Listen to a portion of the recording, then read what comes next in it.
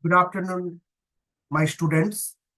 Today, I will explain the concept of Reynolds number and its significance in fluid transfer and chemistry. Myself, Dr. Arpan Manna. I am an assistant professor in chemistry from Tarakeshwar Degree College, Tarakeshwar, West Bengal. Today, the level of teaching is undergraduate science students. Now, let's begin with the basic concept of fluid transfer.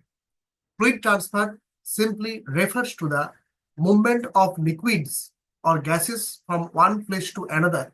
This could be transporting chemicals through pipelines, circulating water in cooling systems, or mixing ingredients in industrial reactors. In every case, understanding how fluids behave as they move is crucial for efficient and safe operation is important here. Now, the importance of understanding this fluid behavior. You can show this schematic diagram here that I have presented here. That why should we care about this fluid transfer? Because whether a fluid flows smoothly or chaotically affects the energy consumption and mixing efficiency, heat transfer, and even wear and tear of an equipment. This is why studying fluid mechanics is essential process for industries like chemical plants, oil refineries, and even the water treatment facilities. Now, coming to our main topic, that Reynolds number. What is Reynolds number? To predict how a fluid will behave, we use a tool, this Reynolds number.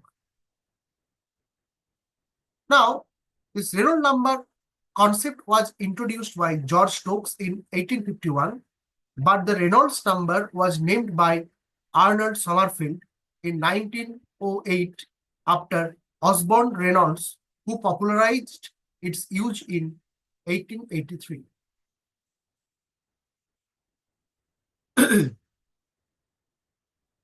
So, Reynolds number is nothing but the ratio of two forces. One is the inertial forces and other is the viscous forces. And Reynolds number is a unitless quantity since it is the ratio of two forces. Now, I am coming to this conceptual explanation of these two forces. Inertial forces comes from the fluid's momentum, its mass, velocity, pushing it forward, and viscous forces, on the other hand, comes from the fluid's internal friction, which slows down the fluid's movement. Think of honey versus water, because we all know that honey is highly viscous forces and it resists the motion of the honey's flow. And while water has a very low viscous forces and water flows faster. Now you can see the picture where the laminar flow, where the viscous force dominate and Reynolds number turbulent flow is shown here. Now continue to this conceptual thing that internal force is nothing but it arises from mass and velocity of the moving. So what is the inertia? We all know from the Newton's first law of motion that it is a tendency of an object or fluid to keep moving in the same direction unless acted upon by another force. So in fluid dynamics, internal forces reflect how strongly the fluid wants to continue its motion. Now, coming to the viscous forces, already we have discussed that it is the internal resistance to flow, and viscous force try to slow down or smooth out the flow, preventing the chaotic and erratic movement. So you can see the pros and cons of the viscous forces. The pros are the smooth flow, it prevents chaos, and it is a predictable behavior. However, there's slows down the flow, requires more energy, and it increases the resistance. And here is the schematic diagram for the inertial forces, how it works in the fluid dynamics. Now, Reynolds number. Reynolds number act as a balance scale between these two forces. If inertial forces dominate, that is high RE value, then fluid tends to move chaotically, flows break into swirls, eddies, and turbulence. You can see the example of waterfall because it is completely turbulent. If viscous forces dominate, means low RE, the flow is smooth and ordered.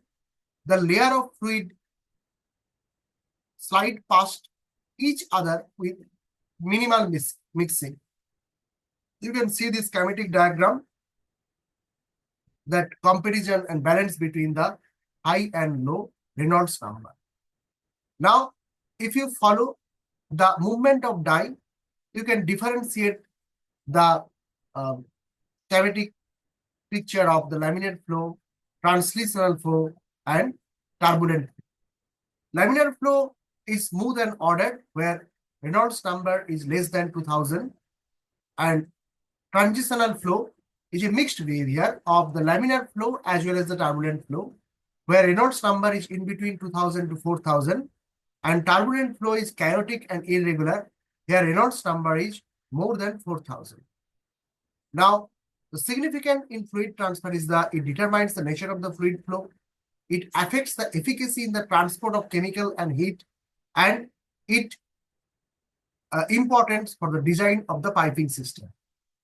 For example, when designing a chemical reactor, engineer consider the Reynolds number to ensure the proper mixing of reactants. Similarly, in heat exchangers, a high Reynolds number often leads to more effective heat transfer due to turbulent flow. So understanding this number is a key for the process optimization and cost effectiveness. Now, these are the possible questions that may come in your exam, which I have already told. You will get all the answer if you follow my talk. These are some suggested reference book, and thank you for your kind attention. Now, I am open for any question.